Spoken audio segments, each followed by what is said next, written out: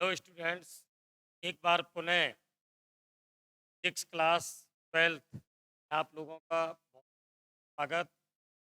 और निश्चित से आप लोग अब इस समय बिल्कुल उस स्टेज पर आ गए हैं जहाँ पर आप लोगों को बहुत टिप्स आप लोगों को, और जहाँ सिक्स में कई तरह की बातें अभी तक, चाहे वो फिगर्स की बात हो, ग्राफ की बात हो, की परिभाषा की बात हो, हमारे हमारे बंधात्मक प्रश्न हैं, ऐसे टाइप क्वेश्चन हैं उनकी बात हो, या हम मल्टीपल चॉइस क्वेश्चन की बात कर रहे हैं।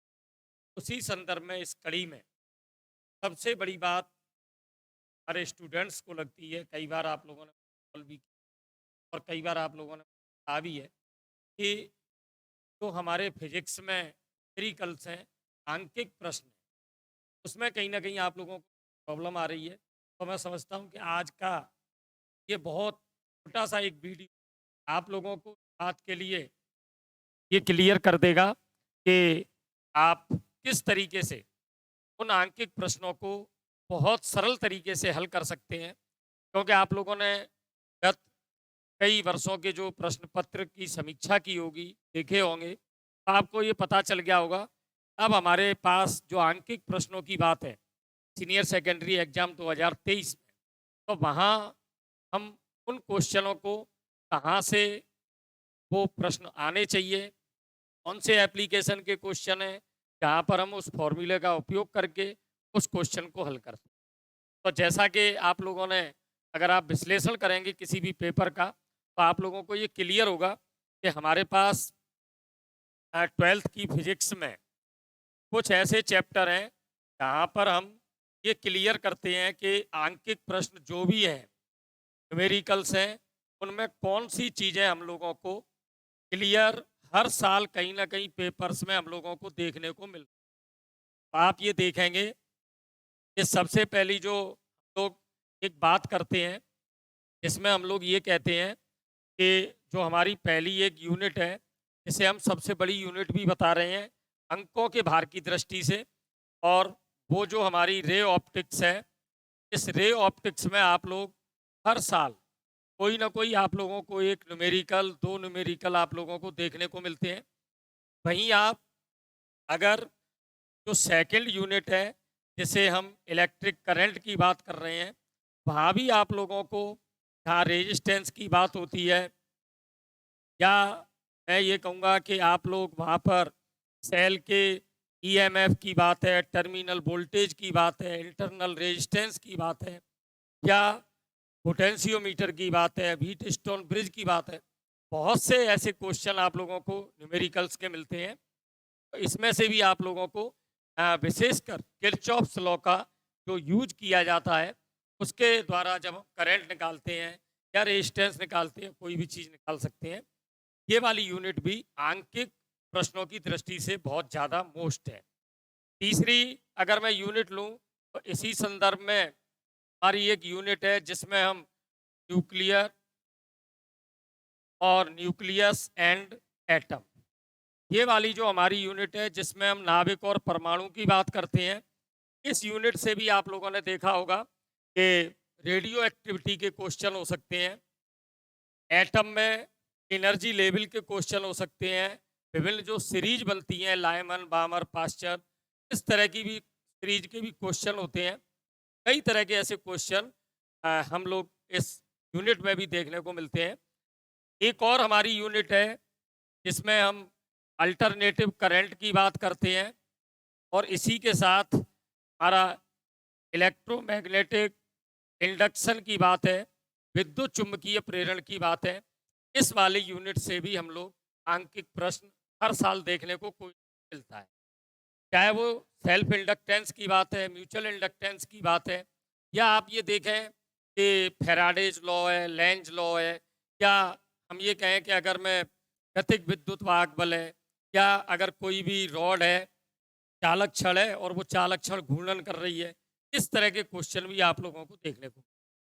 तो जब हमें ये पता चल जाता है कि लगभग 4-5 यूनिट से तो हर साल कोई ना कोई क्वेश्चन आ रहा है, तो हम पक्के हैं कि ये वाली जो यूनिट है उनमें से ऐसे कौन से क्वेश्चन होंगे जिन्हें हम एक बार अगर अच्छी तरह से सरसरी निगाह से देख लें तो उससे हमें क्लियर हो जाएगा कि हम किस तरीके से इन आंकिक प्रश्न बहुत सहज तरीके से हल कर पाएंगे। तो मैं समझता हूँ कि हमारे धौलपुर जिले में सभी बच्चे जितनी तैयारियां कर रहे हैं थ्योरेटिकल, उसी के साथ साथ अगर आप न्यूमेरिकल्स पर भी थोड़ा सा ध्यान देंगे तो आपके न्यूमेरिकल्स भी, क्योंकि आपने देखा होगा बहुत ही इजी क्वेश्चन राजस्थान बोर्ड के एग्जामों में आप लोगों से पूछे जाते हैं। बहुत बड़ी कैलकुलेशन भी नहीं होती, बहुत हल्की हल्की कैलकुलेशन होती है जहाँ पर हम सीधे फॉर्मूले लगाते हैं और फॉर्मूले में हमें कुछ चीज़ें सीधी सीधी मिल जाती हैं। इसी के साथ अगर मैं एक और यूनिट की बात करूं जिसमें हम लोग अ, आंकिक प्रश्नों को देख रहे हैं, उसमें मुझे जो यूनिट लगभग लगातार पिछले कई सालों से आप लोग देखेंगे तो यहाँ पर ये जो हमारी प्रकाश विद्युत प्रभाव है, जहाँ पर हम ये कहते हैं कि ये जो प्रकाश विद्युत प्रभाव है वहाँ फोटो इलेक्ट्रिक करंट की बात हो, चाहे फोटो इलेक्ट्रिक आइंस्टीन्स लॉ हो और फोटो इलेक्ट्रिक इफेक्ट, ये वाली जो यूनिट है इसमें से भी आप लोग आइंस्टीन के लॉ की बात करें या आवृत्ति की बात करें या फिर कार्यफलन की बात करें, निरोधी विभव की बात करें, बहुत से ऐसे क्वेश्चन हैं। साथ ही आप देखेंगे कि डी ब्रॉगली की जो परिकल्पना है उस परिकल्पना के आधार पर भी हम लोग कहीं ना कहीं लैम्डा की वैल्यू निकालते हैं। तो इस तरीके के कुछ क्वेश्चन आप लोगों को इस यूनिट से भी देखने को मिलते हैं। तो लगातार आप जब इन क्वेश्चनों का विश्लेषण करेंगे तो ये जो मैंने 5 यूनिट है, इसके अलावा भी ऐसा नहीं है कि ये 5 यूनिट में से ही क्वेश्चन है, पर जो क्वेश्चन जितने भी होंगे वहाँ पर आप ये देखेंगे कि इन क्वेश्चनों के साथ साथ बहुत सी चीज़ें हम लोग देखेंगे कि अब इन क्वेश्चनों को हम हल कैसे करेंगे। इसके लिए मैंने गत कुछ वर्षों के भी प्रश्न पत्रों के यहाँ क्वेश्चन लिए हैं, कुछ ऐसे भी लिए हैं जिन्हें आप देखकर ये क्लियर कर लेंगे इस तरीके के क्वेश्चन होते हैं तो हम हल किस तरीके से करते हैं। बहुत सही तरीका हमारा क्या होता है हल करने का, लगभग में कुछ वैल्यू भी हमें निकालनी पड़ती हैं तो वो किस तरीके से निकाली जाती हैं। तो मैं समझता हूँ कि आप लोग बहुत ही सहज तरीके से इस वीडियो के द्वारा अपनी फिजिक्स के न्यूमेरिकल्स की तैयारी अच्छी तरह से कर पाएंगे। तो मैं शुरू करता हूँ इस बात को। तो सबसे पहले आप देखें कि मैंने एक क्वेश्चन लिया है, जैसा कि मैं अभी आप लोगों से कह भी रहा था कि जो रे ऑप्टिक्स की जब हम बात करते हैं तो वहाँ पर आप लोगों को ये देखने को मिलता है कि कोई ना कोई क्वेश्चन है। अब वहाँ पर हमें ये देखना पड़ेगा, रे ऑप्टिक्स में सबसे महत्वपूर्ण जो बात है वो चिन्ह की बात है। कौन सा प्लस होगा, कौन सा माइनस होगा, उत्तल लेंस है या उत्तल दर्पण है या अवतल लेंस है या अवतल दर्पण है, जो भी है वहाँ पर फोकस दूरी कैसी होनी चाहिए, टू कैसा होगा, वी कैसा होगा। तो इस तरीके से थोड़ा सा हमें ये देखना पड़ेगा। चिन्ह परिपाटी आप लोगों ने पढ़ी है तो वहाँ पर आप लोगों को पता है कि जितने भी हम यू के वैल्यू रखते हैं वो सब में माइनस में होती है। उत्तल लेंस में जब हम बात करते हैं तो कुछ चीज़ें आप लोगों को माइनस की जगह प्लस में भी दिखती हैं और कुछ चीज़ें आपको प्लस माइनस में भी दिखती हैं। तो इस तरीके से हम लोग वो चीज़ें यहाँ पे ले सकते हैं। जैसे मैंने ये क्वेश्चन लिया है, आप देखें सबसे पहले हमें जो क्वेश्चन को हल करने का सही तरीका होगा वो किस तरीके का होगा। तो इसमें आप देखें सबसे पहले आपको ये देखना है कि हमें इस क्वेश्चन में क्या चीज़ दे रखा है। ये देखें आप क्या चीज़ दी हुई है, सबसे पहले आप इसे नोट करें जिससे आप क्लियर हो। एक उत्तल लेंस की वक्रता त्रिज्या है, दो वक्रता त्रिज्या है, तो आप समझ गए होंगे कि ये कहीं ना कहीं लेंस मेकर जो फॉर्मूला था उसका ये क्वेश्चन होगा। दो वक्रता त्रिज्या है तो जैसे उसने ये कहा है कि पहली जो वक्रता त्रिज्या है वो 25 सेमी है, वहीं जो दूसरी वक्रता त्रिज्या है वो 50 सेमी है। तो अब आप प्लस माइनस भी समझ गए होंगे कि अगर उत्तल लेंस है तो एक साइड में अगर प्लस है तो दूसरी साइड में जो वक्रता त्रिज्या होगी वो माइनस होगी। अपवर्तनांक भी दे रखा है, यू से भी लिख देते हैं, आप लोगों ने देखा होगा एन से भी लिख देते हैं, और वो 1.5 है, क्या आप लोगों को पता ही है, कांच की है। हमें निकालना है फोकस दूरी, ये हमें वैल्यू निकालनी है। तो अब आप समझ गए होंगे कि R1 R2 और N इन तीनों का उपयोग करते हुए कहीं ना कहीं मुझे F की कैलकुलेशन करनी है और हमारे पास जो फॉर्मूला है एफ का, वो भी आप लोग जानते होंगे कि किस तरीके से हम लोग एफ की वैल्यू निकालने के लिए 1/f equal to n-1 1/r1 -1/r। ये हमारे पास फॉर्मूला था जिससे मैं फोकस दूरी निकाल सकता हूँ। अब केवल आपको वैल्यू रखनी है और कुछ नहीं करना। 1.5 -1 1/25, क्योंकि R2 माइनस है तो मैं इस तरीके से भी लिख सकता हूँ माइनस माइनस 50। आपको पता है माइनस इंटू माइनस प्लस हो जाएगा। इसे जब मैं हल कर रहा हूँ तो 0.5 इंटू 1/25 प्लस 1/50, तो मेरी जो फोकस दूरी निकलेगी वो भी सेंटीमीटर में होगी। ये थोड़ा सा हमें कैलकुलेशन करनी पड़ेगी। और आप देखें कि इसमें जब हम एलसीएम ले रहे हैं 50 आएगा, पर 2 और 1 3, 3/50। ये हमारी वैल्यू 1/f की है। जब मैं f की वैल्यू निकालूंगा तो चूंकि ये रिवर्स करना पड़ेगा, तो ये 50/0.5 इंटू 3। क्लियर होंगे आप कि ये जो वैल्यू है, ये 5 से हम 5 को काट सकते हैं तो ये 100/3 है। और ये जो लगभग वैल्यू आ रही है वो 33.33, या एक ही 3 हम लिख देते हैं तो भी काम चल रहा है, इतने सेंटी। आप समझ गए होंगे किसी भी हम आंकिक प्रश्न को जब हल करेंगे न्यूमेरिकल्स को, उस समय क्या क्या चीज़ हमें दे रखी है, किस चीज़ में दे रखी है। विशेष इसमें आपको ध्यान रखने की बात है कि मैंने जो ये चीज़ें ली हैं, इसमें ये सबसे पहले क्या क्या चीज़ें ध्यान रखनी थी। एक, मैंने जो गिवन वैल्यू ली थी वहाँ पर मुझे सभी की यूनिट लिखनी है। यहाँ पर जब मैं आंसर निकाल रहा हूँ उस समय भी मुझे यहाँ पर यूनिट लिखनी है। यहाँ पर जो आपने क्या चीज़ हमें ज्ञात करनी है, क्या चीज़ हमें दे रखी है, इतना सा हमें लिखकर और बहुत संक्षिप्त में वो कैलकुलेशन कर, तो मैं समझता हूँ ऐसे ही आप आगे चलें और भी आप लोगों को कई क्वेश्चन मिलेंगे। ये देखें, जैसा कि मैं आपसे कह रहा था इलेक्ट्रिक करंट वाले में से, और उससे पहले जो हमारी फर्स्ट यूनिट है वहाँ पर हम कैपेसिटेंस की बात करते हैं, धारिता की बात करते हैं। और आपको दो चीज़ें पता है कि अगर ये कैपेसिटेंस सीरीज में होते हैं उस समय क्या फॉर्मूला लगता है, और जब ये पैरेलल होते हैं उस समय क्या लगता है। दोनों स्थितियों में आपको सी की जो वैल्यू है वो सी की वैल्यू आप लोगों को पता है। जब हम पैरेलल की बात करते हैं तब हम C equivalent equal to C1/C2, C1 plus C2। और जैसे ही हम सीरीज की बात करते हैं वहां पर हम 1/C निकालते हैं। इसका मतलब जो तुल्य धारिता होती है वो वहां पर C1 इंटू C2/C1 प्लस। आप ये देखें, ये दोनों फॉर्मूलों का उपयोग हम इसमें करने वाले हैं क्योंकि यहाँ पैरेलल भी है और सीरीज में। मुझे ज्ञात करनी है ए और बी के मध्य में तुल्य धारिता। तो सबसे पहले ये जो 5 और 5 के हैं, इसे मैं कोई भी वैल्यू लिख देता हूँ। C1 है, C2 है, C3 है, जो भी लिखें। तो अगर ये C1 है, ये C2 है, तो दोनों समांतर क्रम में है। तो समांतर क्रम में ये अगर तुल्य धारिता लिखनी है, समांतर क्रम में लगे संधारित्रों की तुल्य धारिता। आप देखें, ये संधारित्रों की जो तुल्य धारिता है वो सूत्र के हिसाब से आप लोग समझ गए होंगे कि कितनी होगी। तो हमारे पास फॉर्मूला सीधा है C = C1 + C2। इसका मतलब ये जो C निकालनी है मैं इसे C डैश से अंकित कर देता हूँ। C डैश की वैल्यू हो गई 5 + 5, इसका मतलब है 10 माइक्रोफेरेड। और जैसे ही आप आते हैं अब ये 10 और ये 10 दोनों सीरीज में है, तो आप सीरीज में जब लगे हैं, अब ये श्रेणी क्रम में दो हो गए, तो श्रेणी क्रम में लगे हुए संधारित्रों की तुल्य धारिता। अब आपके पास जो C निकलेगी, इसे मैं C डैश कह रहा था, इसे मैं C डबल डैश कह रहा था।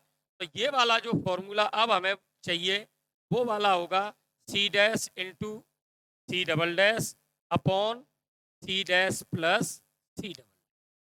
क्लियर है? इसका मतलब ये हुआ कि अब हम सीरीज की बात कर रहे हैं। वैल्यू केवल मुझे लिखनी है और वैल्यू आप लोगों को दिख ही रही होगी कि इस तरीके से अगर मुझे वैल्यू लिखनी है तो C डैश की वैल्यू कितनी है 10, सी डबल डैश की वैल्यू कितनी है 10 अपॉन 10 प्लस 10। इसका मतलब 100 अपॉन 20। आंसर हमारे पास आ गया 5 माइक्रो फैराड। आप आंसर अलग से भी नीचे लिखें कि ए और बी के मध्य संयोजित संधारित्रों की तुल्य धारिता बराबर 5 माइक्रो फैराड। तो मैं समझता हूं कि बहुत इजी क्वेश्चन आप लोगों के समक्ष आने वाले हैं। बहुत जल्दी जल्दी भी हम चल सकते हैं। इसी को भी आप देखें, ये फिर अपनी यूनिट आ गई फोटो इलेक्ट्रिक इफेक्ट की। आप देखें क्या दिया हुआ है, तो मैं यहाँ पे गिवन लिख रहा हूँ। क्या क्या चीज दे रखी है, वोल्टेज दे रखे हैं V इक्वल टू कितना 100 वोल्ट। क्लियर है। मुझे निकालनी क्या है, लैम्डा किस चीज की, इलेक्ट्रॉन की, ये मुझे ज्ञात करनी। आप क्लियर हो गए होंगे कि अब अगर मुझे लैम्डा निकालनी है तो मुझे किस तरीके से निकालनी होगी। तो लैम्डा इलेक्ट्रॉन डी ब्रॉगली का आपको सूत्र पता है, पूरा नहीं लिखने की आवश्यकता है क्योंकि हमें बहुत शॉर्ट में ही करना है। उसका फॉर्मूला था 12 upon 27 upon under root B angstrom. Clear है। बस बी की वैल्यू आपको रखनी थी। देखें कितना इजी क्वेश्चन है और आप लोग वैसे ही घबरा रहे हैं केवल इससे, क्योंकि आप लोग उस क्वेश्चन को देख नहीं रहे हैं कि कितना होना चाहिए। 100 का स्क्वायर रूट निकालें 10, और 10 से जब मैं इसे डिवाइड करूंगा तो निश्चित रूप से आपको पता चल गया 1.227 एंगस्ट्रोम। आंसर आपके पास आ चुका है कि लैम्डा इलेक्ट्रॉन निकली है इस क्वेश्चन में 1.227 एंगस्ट्रोम। क्लियर है। देखें, जब मैं इतने छोटे से समय के वीडियो में आप लोगों के समक्ष लगभग 5-6 पेपरों के न्यूमेरिकल हल कर रहा हूँ, तो आप देख लें, आपके पास टाइम भी सफिशियंट होता है एग्जाम में, आराम से आप उसे पढ़ें। देखें, फिर देखें, एक बिंब उत्तल लेंस से 20 सेंटीमीटर दूरी पर रखा है। पता चल गया आपको, यू की वैल्यू दे रखी है, प्लस माइनस आप समझ गए होंगे। लेंस द्वारा 3 गुना, इसका मतलब आवर्धन क्षमता भी हमें पता चल गई है। तो लेंस की हमें चाहिए फोकस दूरी। अब आप देखें कि जब मुझे इसमें भी गिवन की बात आएगी तो गिवन क्या क्या चीज है आप एक बार फिर क्लियर करें। यहाँ पर मेरे पास यू की वैल्यू है -20 सेंटीमीटर। क्लियर है। एम की वैल्यू मेरे पास है 3, और मुझे निकालनी है फोकस दूरी। आप समझ गए होंगे कि लेंस की फोकस दूरी के लिए मुझे क्या चाहिए, यू चाहिए, बी चाहिए और एफ चाहिए।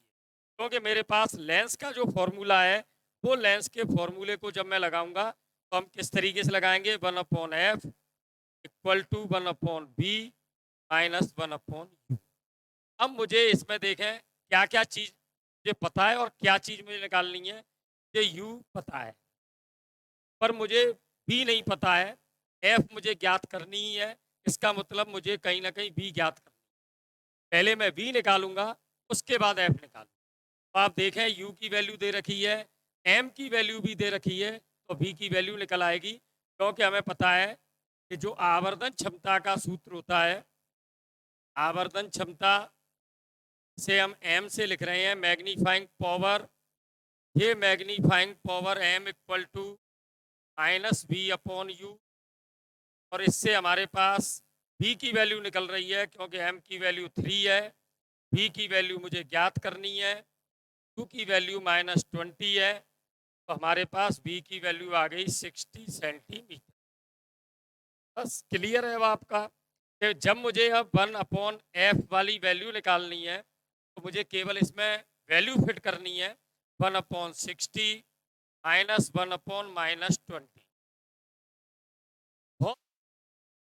कितनी जल्दी कोई भी प्रश्न होते हैं। तो ये हो गया 1/60 प्लस 1/20, और जब आप एलसीएम लेते हैं 60 तो 1 + 3 मतलब 4/60, और इसका मतलब जब आप इसे रिवर्स करेंगे 60/4, और आंसर आपका आ गया 15 सेंटी। क्लियर है। तो इसका मतलब आप ये समझ रहे होंगे, किसी भी क्वेश्चन को जब आप हल कर रहे हैं उस समय आप लोगों को कौन सी चीजें वहां पर देखने को मिलती हैं, क्या चीजें हमें आंसर में दिखानी है। ये हमने जो सूत्र काम में लिया है, ये इसमें निकालनी तो एफ थी पर मुझे पहले निकालनी पड़ी वी। और जब मेरे पास v की वैल्यू आ गई, उस v से मुझे निकालनी थी फिर f। तो देखें आप, बहुत सूक्ष्मता से लगभग 1 मिनट का समय आप लोगों को इस क्वेश्चन को हल करने में लग रहा है। तो आप ये देखें कि कितना बहुत सहज होता है, सरल होता है। और भी देखें आप, आगे भी कोई भी क्वेश्चन देखें, ये देखें। आप समझ गए होंगे, पहली यूनिट का क्वेश्चन है, इलेक्ट्रिक फ्लक्स की बात कर रहा है। और इलेक्ट्रिक फ्लक्स की वैल्यू ने गाउस लॉ भी पढ़ा है। और उस गाउस लॉ से आप लोगों को पता है कि फ्लक्स की वैल्यू कैसे निकलती है। और फ्लक्स की वैल्यू होती है summation Q upon epsilon. Clear है? अब आप देखें दे क्या रखा है इसने। ये जो छायांकित भाग है, ये वाले भाग में से हमें निकालना था। इसमें दो हमारे पास आवेश के मान दे रखे हैं। तो अगर मैं समेशन क्यू की वैल्यू निकालता हूं तो 2 माइक्रो कूलाम और -1 माइक्रो। इसका मतलब टोटल आवेश हो गया 1 माइक्रो कूलाम। माइक्रो का मतलब आपको पता है 10⁻⁻6 कूलाम। अब देखें कितना सरल था क्वेश्चन। केवल अब आपको वैल्यू रखनी थी। और किसकी वैल्यू रखनी है? एप्सिलॉन नॉट की और समेशन क्यू। समेशन क्यू की वैल्यू कितनी? 10⁻⁻6। एप्सिलॉन नॉट की वैल्यू 8.85 इंटू 10⁻⁻12। अब आप इसे हल कर सकते हैं। 10⁻12 ऊपर जाती है, 10⁻6 एक 10 में ले लेता हूं, जिससे इससे मैं इसे डिवाइड कर दूं। और आप ये देखें, ये आंसर अब आपका रह गया इतना। 10⁻6 था, मैंने 5 कर दिया, यहाँ 0। अब आपको अगर भाग ही देना है तो आप देखें 885 का 1000 में भाग देंगे लगभग एक बार। 115 बचे, पॉइंट दे दिया। 1150 हो गए, 1150 में फिर एक बार। अब कितने बचे? 885 घटाएंगे तो 115 और 150 265। तो ये हो गए अब 2650।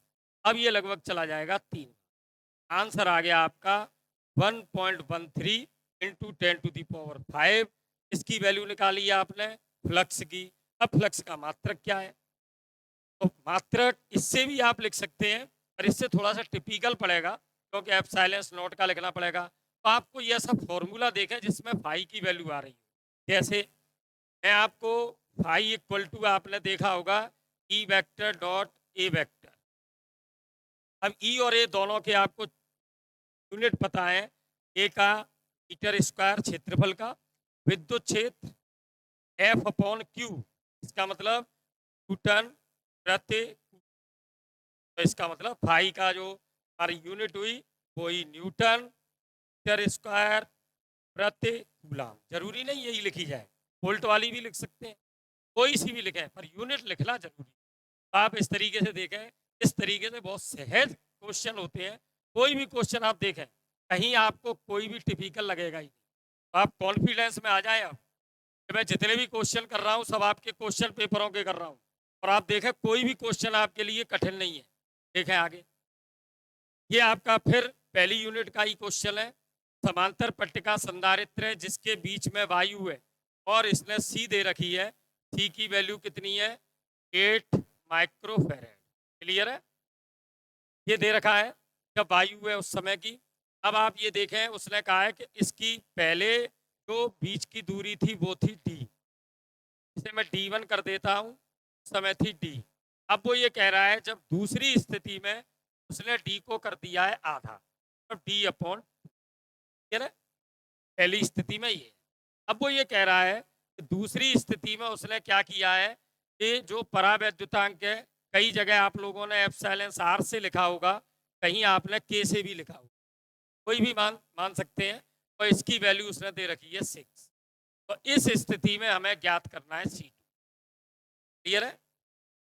ये जो क्वेश्चन है जिसमें मुझे C1 पता है, C2 मुझे ज्ञात करना है, D1 पता है, D2 पता है और K या एप्सिलॉन आर की वैल्यू पता है। अब मुझे ये किस तरीके से हल करना है, फिर आप आ जाएं।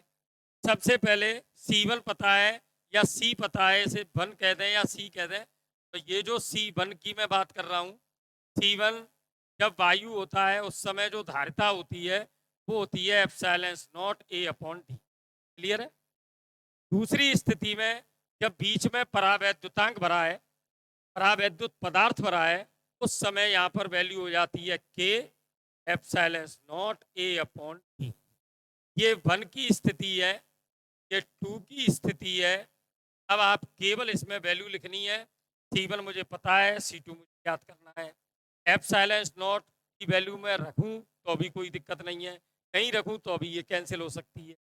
A1 A2 दोनों इक्वल हैं, क्षेत्रफल वो बदल नहीं रहा है। इसका मतलब इसमें मुझे बस अब केवल ये करना है, C2 निकालना है। तो इसका मतलब मैं अगर इसे डिवाइड कर दूं, आप देखें C1 upon C2 equal to, अब आपके सामने रह गया एप्सिलॉन नॉट कैंसिल हो जाएगा, A1 A2 इक्वल है, ये कैंसिल हो जाएगा। D1 D2 की मुझे वैल्यू रखनी है K, और D2 चला गया ऊपर, D2 अपॉन D1 और साथ में वैल्यू रख रहा हूँ। C1 अपॉन C2 सबकी वैल्यू रखे, और वैल्यू रख के आप देखें कि क्या चीज़ आएगी। देखें C1 8 माइक्रोफेरेड, C2 ज्ञात करनी है, D2 अपॉन 2, D1 D के क्या सवाल। ठीक है, जब आप C2 इससे निकालेंगे तो ये सभी चीज मल्टीप्लाई में जा रही है, D से D कैंसिल हो गई है, 6 दूनी 12, 12 अट्ठे 6। इसका मतलब मुझे पता चल गया कि जो अब इस समय संधारित्र की धारिता है वो होगी 96 माइक्रोफेरेड। क्लियर है? पहले मुझे C1 पता थी, C2 मुझे निकाल। आप बताएं मुझे कहाँ आपको 3 लाइनों से ज्यादा आपको दिख ही नहीं रही है किसी क्वेश्चन में। C1 लिखा, C2 लिखा, भाग दे दी, क्वेश्चन खत्म। तो आप देखें न्यूमेरिकल कितने सहज हैं, कितने सरल हैं। आगे भी देखें, मैं ये नहीं कह रहा मैंने बहुत सरल से ली है। 2018 का पेपर देखें, 2019 का पेपर देखें, 17 कोई भी देख लें। आगे देखें, ये देखें नाविकों की द्रव्यमान संख्या दे रखी है दोनों की, वो ये कह रहा है त्रिज्याओं का अनुपात बताएं। समझ गए होंगे आप, नाविक वाले चैप्टर में से है।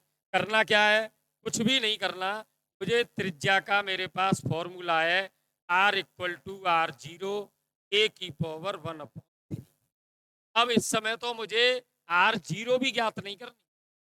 आप समझ गए होंगे क्यों, इसलिए नहीं करनी क्योंकि मुझे तो तुलना करनी है, अनुपात निकालना है। तो जब मैं R1 अपॉन R2 निकालता हूं तो इस समय आप देखें ये हो गया R0 A की A1 की पावर 1/3, और ये R0 और A2 की पावर भी 1/3। क्लियर है? तो आप ये देखें R1 upon R2 equal to, ये जो R0 है कैंसिल हो ही रहा है, केवल A1 अपॉन A2 है। इसका मतलब A1 अपॉन A2 की पावर 1/3, और ये वैल्यू आप लोगों को दे रखी है। द्रव्यमान संख्या 3 और 81, 3 81, और इसकी हमें निकालना है घनमूल। 3 से अगर मैं इसे डिवाइड करूंगा 27 बार, और 27 का घनमूल आप सब जानते हैं 3। आंसर कितना आया समझ गए होंगे आप।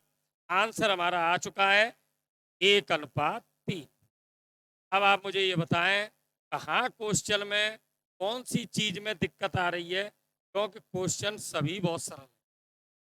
कोई सा भी क्वेश्चन ले लें, किसी भी यूनिट का ले लें, किसी भी चैप्टर में से ले लें, किसी भी टॉपिक की ले, ठीक है। आगे और बढ़े, ठीक है। ये फिर आ गया आपका संधारित्र वाला सवाल।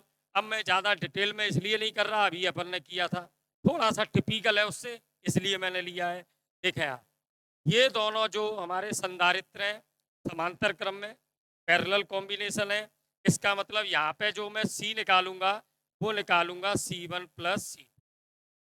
अब मैं केवल इसे शॉर्ट में आप लोगों को हल करके बता रहा हूँ। ये हो गया 4 + 4, इसका मतलब 8 माइक्रोफेरेड। क्लियर है? अब आप आ जाएं, ये 8 का हो चुका है, और ये 8 का एक और लगा है, ये दोनों अब सीरीज में। अब मुझे फिर C निकालनी है, इसे मैं C डैश कर देता हूं, आगे C डबल डैश कर रहा हूं इन दोनों का। इसका मतलब C1 इंटू C2 मतलब 8 इंटू 8 अपॉन 8 + 8। अब ये वैल्यू जो निकल रही है ये हो गई 2 इंटू 8, 8 से 8 कैंसिल हो जाएगा, 2 से 8 हो गया 4 माइक्रोफैरेड। अब मेरा ये पूरा जो पार्ट है, कहाँ से, मैं इस तरीके से ले लेता हूँ जिससे आपको और क्लियर हो। यहाँ से लेकर और यहाँ तक ये पूरा हो गया है हमारा 4 माइक्रोफैरेड। क्लियर है? अब आप इधर आ जाएं। ये फिर दोनों देखें कॉम्बिनेशन, फिर पैरेलल है। इसका मतलब यहाँ पर भी जब मैं सी निकालूंगा तो फिर सी देखें आप, यहाँ पर जो मैं सी ट्रिपल डैश कर देता हूँ 1 और 1, इसका मतलब ये हो गया 1 प्लस 1 2 माइक्रोफैरेड, क्योंकि पैरेलल में ये वाला फॉर्मूला लग रहा है, सीरीज में 1/c वाला लगता है। अब यहाँ देखें ये 2 और ये 2, अब इन दोनों का फिर ये सीरीज हो गया, तो सीरीज हो गया तो मैं जो सी टोटल निकाल रहा हूँ यहाँ पर सी कुछ भी कर देता हूँ, सी 4 डैश। चलो अब आप देखें ये 2 और ये 2, इसका मतलब 2 इंटू 2/2 प्लस 2, ये हो गया आपका 1 माइक्रोफैरेड। क्लियर है? अब ये पूरा जो आपका यहाँ से यहाँ तक का आया है वो आया है 1, और ये वाला आया था आपका 4। अब ये दोनों हो गए पैरेलल, और पैरेलल में सी हो गया C1 प्लस C2, और आंसर आ गया 5 माइक्रो। आप बताएं मुझे, बस केवल अब इसमें आपको लिखने की आवश्यकता रहेगी कि आप इसे सी डैश मान रहे हैं, इसे सी डबल डैश मान रहे हैं, या C1 C2 C3 C4 इस तरह नाम रखते हैं, जो भी रखें तो आपको ये क्लियर होगा। ये 8 हुआ था, इन दोनों से हमें कितना मिला था, 4 मिला, इन दोनों से हमें 2 मिला, इन दोनों से हमें फिर 1, ये 1 और ये टोटल हमारा 4, तो 4 और 1। देखें आप कितना सरल न्यूमेरिकल होता है, वहाँ पर भी आपको थोड़ा सा चित्र दिखता है। कभी कभी कई बच्चे तो उस न्यूमेरिकल को पढ़ते ही नहीं, उन्हें ये लगता है कि अरे सर ये न्यूमेरिकल था, मैंने सोचा कि चलो दूसरे कर लेते हैं उसके बाद इसे करें। एक बार आप पढ़ेंगे तो आपको ये लगेगा ये तो बहुत सरल क्वेश्चन। और भी देखें आप, आगे चलें, देखें यहाँ पर थोड़ा सा ये थ्योरेटिकल भी आप इसे मान लें और न्यूमेरिकल, दोनों तरीके से। दो तार हैं ए और बी, समान धातु की बनी है, इनके अनुप्रस्थ काट के क्षेत्रफल समान है। इसका मतलब मैं पहले तार का यहाँ लिखूंगा पहला तार, और यहाँ मैं दूसरे तार की बात करूंगा, और आप देखेंगे दूसरे दोनों तारों में कुछ में समानता होगी, कुछ चीज अलग होगी दूसरे तार में। तो ये कह रहा है अनुप्रस्थ काट का क्षेत्रफल समान है, A1 इसका A2, दोनों इक्वल हैं, दोनों को मैं A लिख दूंगा। दूसरा उसने कहा है लंबाइयों का जो अनुपात है L1 और ये L2, 2:1, इसका मतलब अगर ये 2x है तो ये x है, आप 2L कर लें, L कर लें, जो भी है। समान विभवांतर है, इस पर भी जो विभवांतर है वही इसका विभवांतर है, दोनों का इक्वल है। अब आपको निकालना है I1/I2, इसकी हमें तुलना करनी है। देखा कितना इजी क्वेश्चन है, देखने में हमको ये लग रहा है कि अरे सर पता नहीं क्या क्या। मुझे तो छोटा सा एक फॉर्मूला आपसे चाहिए ओम के नियम का, और ओम के नियम का हमें पता है V = IR, I equal to upon R, बस। अब मुझे कुछ भी जरूरत नहीं है, क्योंकि मुझे ये पता है कि हमें अब करना क्या था। देखें आप, अगर मैं निकालता हूँ I1, मैं निकालता हूँ I2, ये हो गया V/R1, ये हो गया V/R2। आप समझ गए होंगे क्योंकि दोनों की भी इक्वल है। आर निश्चित रूप से अलग अलग है, और हमने आर की भी वैल्यू का सूत्र पढ़ा है दूसरी यूनिट में, आर इक्वल टू होता है ρL/A। क्लियर है? बस है आप। अब ये जो I1 है इसे मैं रख रहा हूँ, I1 को जब मैं रखूंगा तो यहाँ पर आप देखें ये हो गया V, R1 की जगह मुझे लिखना है ρL1/A, क्योंकि A इक्वल है सबकी। यहाँ पर भी रख दें VO L2/A।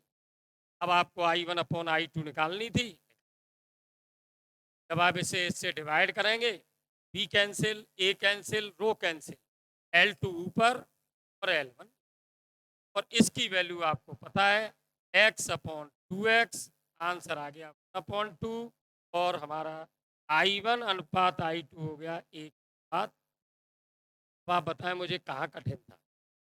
पर चूंकि ये क्वेश्चन इतना लंबा दिखा, 3 लाइनों का क्वेश्चन, अरे सर पता 3 लाइन के क्वेश्चन है, और आप जब कर रहे हैं तो आपको पता चल रहा है 3 लाइन तो लिख भी नहीं रहे, सॉल्व भी नहीं कर रहे। आप समझ रहे हैं ना मेरी बात? एक क्वेश्चन बड़ा होने का मतलब ये नहीं है बहुत टिपिकल है, क्वेश्चन बड़ा हो सकता है, पर जब आप गणना कर रहे हैं आपको 3-4 लाइन से ज़्यादा जाना ही नहीं है। तो इतना बहुत सरल गणना होती है, बहुत लंबी लंबी गणना भी नहीं होती, क्योंकि इतना टाइम भी आपके पास उतना ही रहता है। और हर चीज़ पेपर सेटर ने इस तरीके से सेट की है कि वो निश्चित समय में 3.25 घंटे में आपका पेपर। अब वो बात अलग है कि किसी चीज़ में हमने ज़्यादा समय ले लिया तो हमें कम पड़ रहा है, पर वैसे सामान्य रूप से ये बात कही जाती है, एक सामान्य जो विद्यार्थी है उसके लिए 3.25 घंटे क्या, मैं तो कहूँगा 3 घंटे सही तरीके से उस पेपर को सॉल्व करने के लिए हो। 15 मिनट रिवीजन का भी होता है कि एक बार उसे चेक करें। आगे चलें। ठीक है, ये आप समझ गए होंगे कि चुंबकीय क्षेत्र वाली यूनिट से क्वेश्चन है। यहाँ पर आप ये देखें क्या क्या चीज़ें दे रखी हैं, उससे हम क्लियर हो जाएंगे। एक वर्गाकार लूप की भुजा की लंबाई 4 मीटर है, चुंबकीय क्षेत्र दे रखा है, उसके ये क्षेत्र में रखा है, बाहर चुंबकीय क्षेत्र 0 है, और लूप की जो वेग है वो भी दे रखा है। अब वो ये कह रहा है 1 सेकंड पश्चात लूप में प्रेरित विद्युत बल। आप समझ गए होंगे प्रेरित विद्युत वाहक बल का मतलब, ये हमारी जो यूनिट थी विद्युत चुंबकीय प्रेरण वाले चैप्टर में। क्लियर है? तो इसका मतलब कहाँ कहाँ कौन सी चीजें हम कर सकते हैं, क्या क्या चीजें दे रखी हैं, एक बार थोड़ा इसे लिखें और उसके बाद हम क्या क्या चीजें आपको देखें, क्वेश्चन को एक बार पढ़ेंगे तो आपको क्लियर हो जाएगा क्या क्या दे। सबसे पहले लूप की भुजा की लंबाई दे रखी है, एल दे रखी है 4 मीटर, क्योंकि ये क्षेत्र दे रखा है 2, क्लियर है, और बाहर चुंबकीय क्षेत्र 0 है ही, लूप का वेग दे रखा है 2 मीटर प्रति सेकंड। अब आप समझ गए होंगे कि प्रेरित विद्युत वाहक बल इस सूत्र से निकलता है, आप लोगों ने पढ़ा है, गतिक विद्युत वाहक बल, और सूत्र आपने पढ़ा था बी बी। क्या क्वेश्चन मुझे लिखना भी नहीं है, बी है, वी है, एल है, मल्टीप्लाई करना है, आंसर निकल चुका है। बस आंसर में मुझे तो अब ये बताना है कि इसकी जो यूनिट होगी वो वोल्ट होगी। अब आप इसका गुणा कर सकते हैं, 4 × 2.5 × क्लियर है? चले, अब मुझे करने की भी आवश्यकता नहीं दिख रही कि मैं और भी क्वेश्चन करूं, इस पर आ जाए। किरचॉफ्स लॉ में, मीटर सेतु में, व्हीटस्टोन ब्रिज में कुछ ऐसे भी क्वेश्चन हैं। अब आप इसमें भी क्लियर होंगे कि हम किस तरीके से करेंगे। देखें आप, देखें, हमें ये पता है जो व्हीटस्टोन ब्रिज होता है जब संतुलन की स्थिति में होता है, तो संतुलन की स्थिति में जब व्हीटस्टोन ब्रिज है, उस स्थिति में हमें ये पता है कि ये जो गैल्वेनोमीटर है, धारा मापी है, उसमें कोई भी धारा प्रवाहित नहीं होती है, यहाँ कोई धारा नहीं जाएगी। इसका मतलब हम फॉर्मूला लिखते हैं P/Q = R/।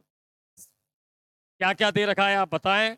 तो गिवन क्या क्या चीज दे रखी है, P दे रखा है कितना, 30 ओम, क्लियर है, Q दे रखा है कितना, 10 ओम, R मुझे दिख नहीं रहा अभी सही तरीके से, आप बता देना, S दे रखा है मुझे, देखो अब केवल R की वजह से ये क्वेश्चन थोड़ा सा लग रहा होगा आपको, तो आप देख लें 6 और R दोनों, इसे मैं R लिख दूं या कुछ भी लिख दूं क्योंकि वहां भी R आ रहा है, इसलिए मैं कह रहा था।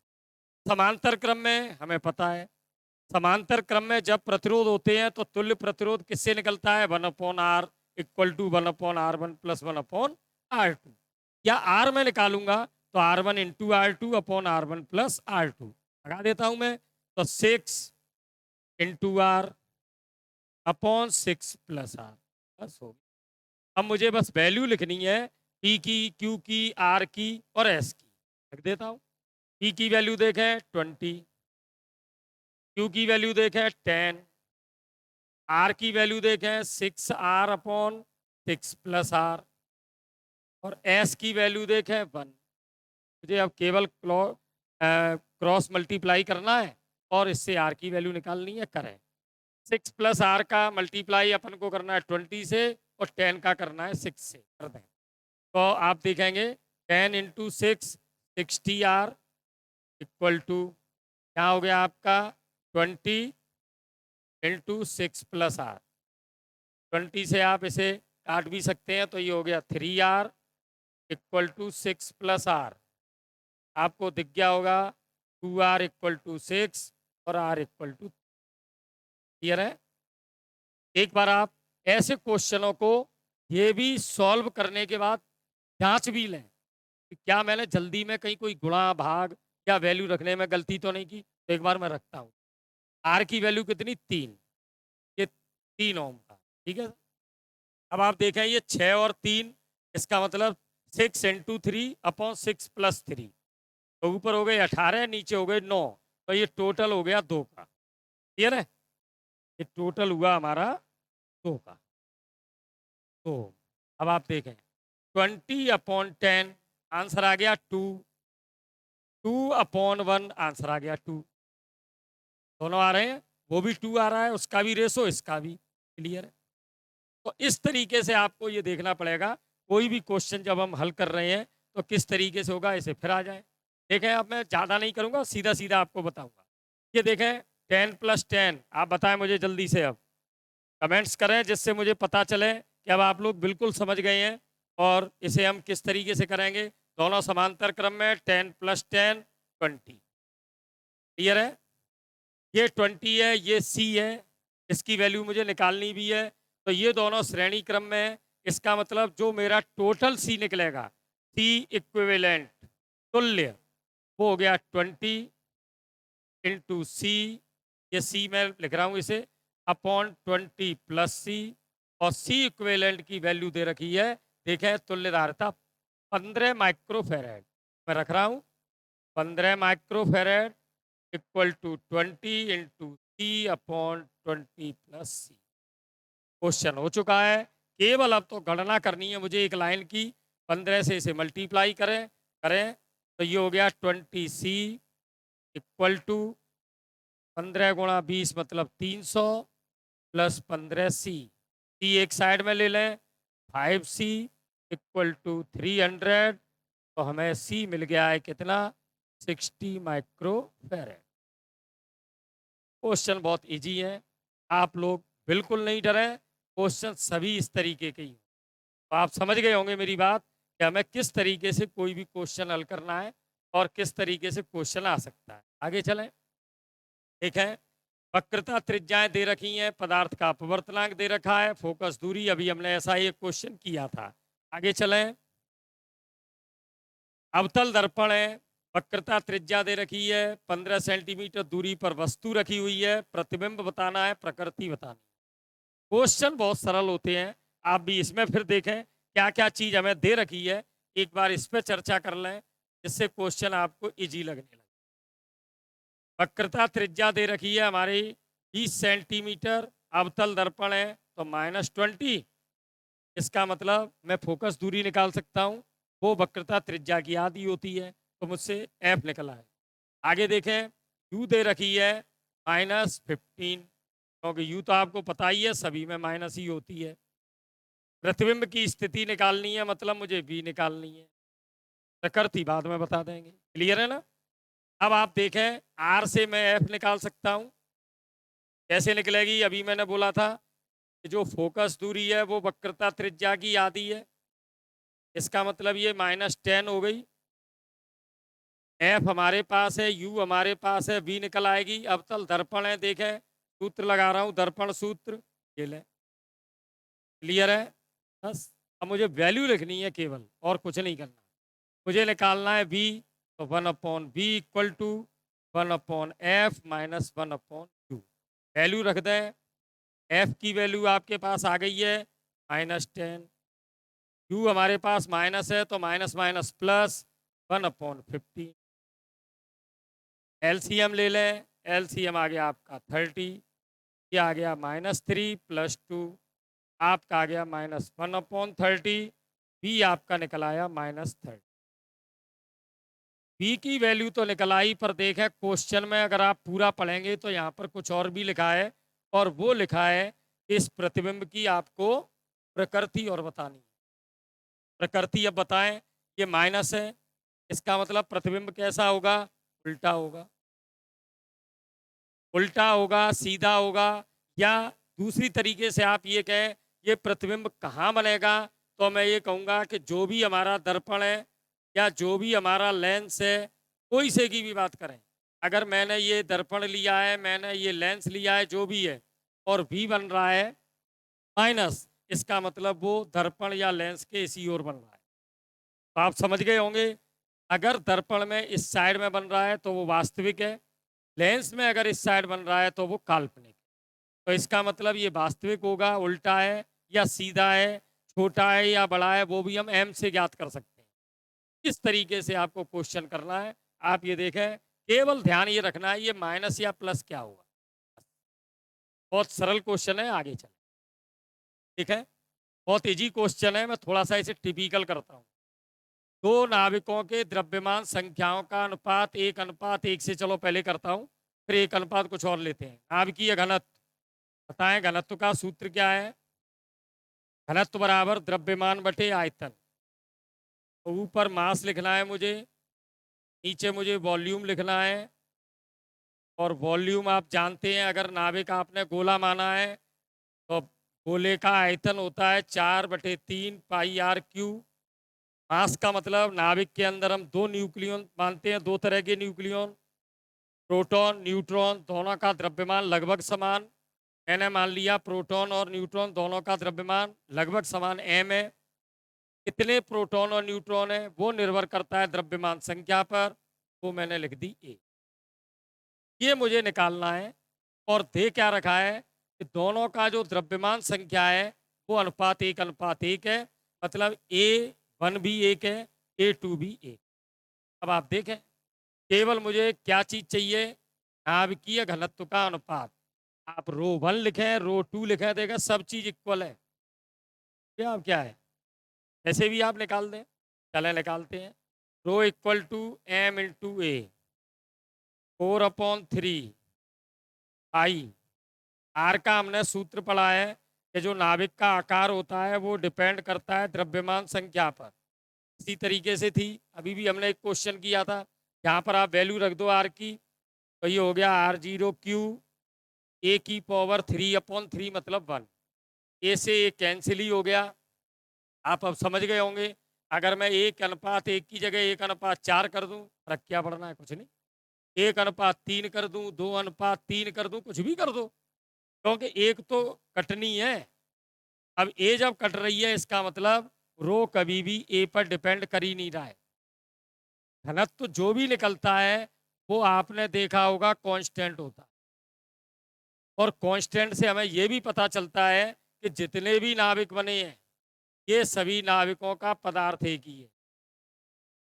ये बहुत रोचक बात है कि अगर क्लोरीन की मैं बात करूं, ऑक्सीजन की मैं बात करूं, यूरेनियम की बात करूं, सबका नाभिक का पदार्थ एक ही है।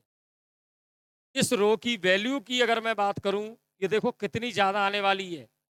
ये R0 जो आप लिख रहे हैं, ये R0 की वैल्यू होती है फर्मी में। अब आप अंदाज लगा ना, ये फर्मी है। फर्मी मतलब 10⁻⁻15 मीटर, और इसका भी क्यू कर रहे हो, ऊपर 10 की घात पहुंच रही है 45। तो इतना घनत्व का तो पदार्थ आज तक विश्व में कोई है ही नहीं। और इसका कारण ये है कि इसकी वैल्यू इतनी अधिक होना, कि नाभिक का आकार तो होता है बहुत सूक्ष्म, और उसका द्रव्यमान होता है उसमें बहुत ज्यादा। इसलिए घनत्व की हम बात करते हैं। तो आप समझ गए होंगे क्वेश्चन का, इनका जो अनुपात निकलेगा ρ1 अनुपात ρ2, दोनों ही कांस्टेंट है, मतलब बराबर है, तो इसका अनुपात भी हो गया 1:1। अगर यह अनुपात कुछ भी होता तो भी उत्तर आता 1:1। ये थोड़ा सा एक क्वेश्चन था, आगे चलें और भी क्वेश्चन देखें, देख लें। पहले आप इसे ये देखा करें कि कौन से चैप्टर में से है या कौन सी यूनिट में। आपको कुछ देखकर पता चल रहा है क्या निकलवा रहा है ये? प्रेरित विद्युत वाहक बल। आप समझ गए होंगे कि ये विद्युत चुंबकीय प्रेरण वाली यूनिट है। क्लियर है ना? इलेक्ट्रोमैग्नेटिक इंडक्शन, विद्युत चुंबकीय प्रेरण। अब आप देखें, कुंडली की बात हो रही है, क्या क्या दे रखा है, फिर एक बार बात कर लें। चलें देखें क्या क्या दिया है। क्षेत्रफल दे रखा है 50/पाई वर्ग सेंटीमीटर। आगे चलें 200 फेरे दे रखे हैं, एन दे रखा है 200। आगे चलें चुंबकीय क्षेत्र दे रखा है 2 वेबर प्रति मीटर स्क्वायर। आगे चलें 1200 चक्कर प्रति मिनट, इसका मतलब आवृत्ति दे रखी है 1200 चक्कर प्रति मिनट। पर मिनट से हमें काम नहीं चलेगा, हमें सेकंड में चाहिए। यहीं चेंज कर देता हूँ 1200, 1 मिनट में 1200 तो 1 सेकंड में, तो इसका मतलब 60 का भाग दे देंगे। ये हो गए चक्कर प्रति सेकंड। तो ये आपका आ गया 30 चक्कर प्रति सेकंड। बस अब आप देखें निकालना क्या है मुझे, ई। ई की वैल्यू निकालनी है और वो भी ई कैसी, मैक्सिमम। अब आप मुझे ई के ही अगर सूत्र बता दें तो बस मुझे तो केवल वैल्यू लिखनी है, करना ही नहीं है कुछ। ई की वैल्यू बताएंगे आप। ई की वैल्यू जो होती है वो होती है ई जीरो, या ये कह दें एन बी ए ओमेगा, आगे साइन ओमेगा टी। ये मैंने ई लिखा है अभी, अभी मैंने ई मैक्सिमम नहीं लिखा है। और जैसे ही मैं ई मैक्सिमम करूंगा आपको पता चल गया इसकी वैल्यू 1 और ये हो गया एन बी ए। ठीक है, क्वेश्चन हो चुका है। एन कितना 200, ई कितना 2, ए कितना 50/पाई। पर आप समझ गए होंगे वर्ग सेंटीमीटर को मुझे बदलना पड़ेगा वर्ग मीटर में। इसका मतलब अगर मैं इसे वर्ग मीटर बनाता हूँ तो मीटर बनाने में मुझे 100 का भाग देना पड़ेगा, और वर्ग लगाए तो वर्ग करना पड़ेगा। ये आ गया वर्ग मीटर। यहाँ पर मैं लिख रहा हूँ 10⁻⁴ हो गई है -4 इंटू ओमेगा रह गया 2 पाई और एफ दे रखा है 20। हो चुका है क्वेश्चन। ठीक है, काट रहा हूं। ये देखें पाई कैंसिल हो गई है, मल्टीप्लाई करना है बस। जीरो देख लें आप, 1 2 3 4, ये भी खत्म, चारों जीरो हटा दी मैंने। अब रह गया 2 इंटू 2 इंटू 5 इंटू, आप समझ गए होंगे। ये आंसर आ गया है 40। ई की वैल्यू है, मतलब विद्युत वाहक बल। क्लियर है? कुछ समझ में आ रहा है कि नहीं आप लोगों के कि कितने इजी क्वेश्चन होते हैं। केवल मुझे एक लाइन और 2 लाइन में ये सवाल खत्म करना। ये तो मैंने बताया है आपको कि ये चीजें दे रखी हैं, आप भी लिखते हैं। देखें कोई भी क्वेश्चन आप ले लें, आप देखें कितना इजी क्वेश्चन है, आप ही देख लें। डी ब्रॉगली की अवधारणा का क्वेश्चन है, किस तरीके से आप करते हैं आपको पता है। अभी भी मैंने एक क्वेश्चन किया था, lambda electron 12.27 upon √V angstrom, और V की वैल्यू दे दी है कितनी लिखी है, आप बोल दें अब √100।